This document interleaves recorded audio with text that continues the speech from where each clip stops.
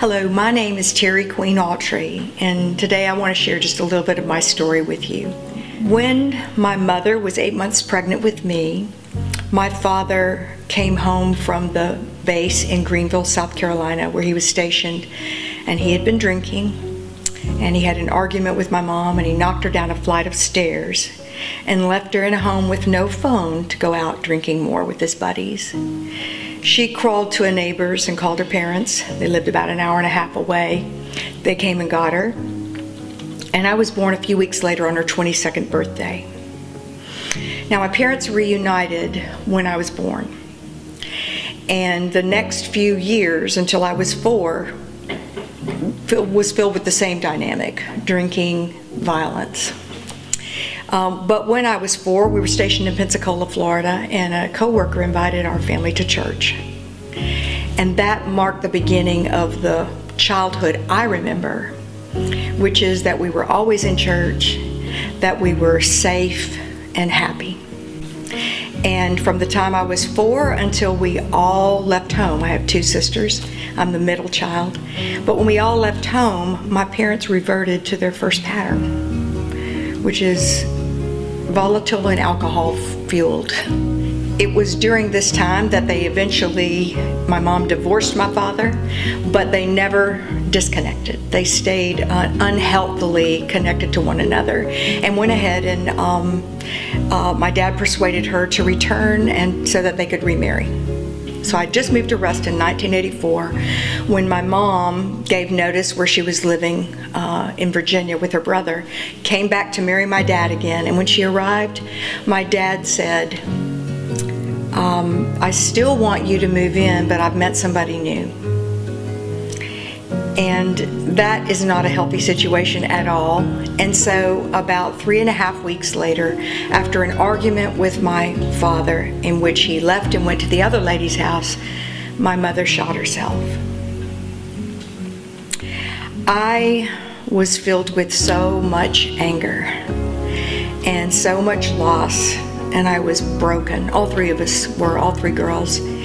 I lived a crazy life for the next 1.5 years, especially after going to visit my mom's parents and learning the story of their beginning and the first few years that I had never known. I'd never known the circumstances of my birth until after my mother was gone, and so I couldn't even discuss it with her. But I learned a lot of disturbing things, and I became a bitterly angry person. And God protected me from stupid decisions and a crazy lifestyle that I led for the next 1.5 years while I was mad at him and my dad, and later I would come to be mad at my mother as well, but I would not even pray to God for 1.5 years. But finally, God said, I'm going to send you something to help you, Terrie, because I have plans for you. In spite of me, not because of me, but he sent me the kindest and calmest man in the world, who is Bill Autrey. And that already settled my heart a lot. And then he gave us children when we weren't supposed to be able to have children. And then he helped me later, and I'll get to that in a second. I married Bill, but I still had a lot of anger. My father married the woman he spent the night with a year after my mom's death. So I relished the anger that I felt towards my dad, and I was definitely not pleasant to his wife whenever we were together. Until one day at Christ Community Church, I heard a sermon with a quote in it by the man who has become my favorite Christian writer ever, Frederick Buechner. And it's not exactly this quote, but it goes like this: out of the 7 deadly sins, anger is possibly the most delicious. To lick your lips over the injuries that have been dealt to you, and to roll your tongue in anticipation of the conflicts yet to come.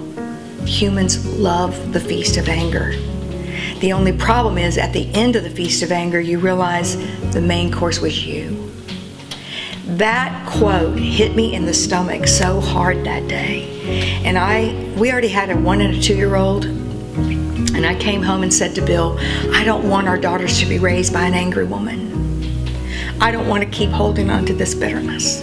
So please pray with me. And God did help me a lot. And then he helped me again by giving me an opportunity to not only continue to heal, but help others to heal by starting DART. So I got three enormous gifts from God to help me with my anger and help me with my healing. But I just want to confess that I still carried this little nugget of anger.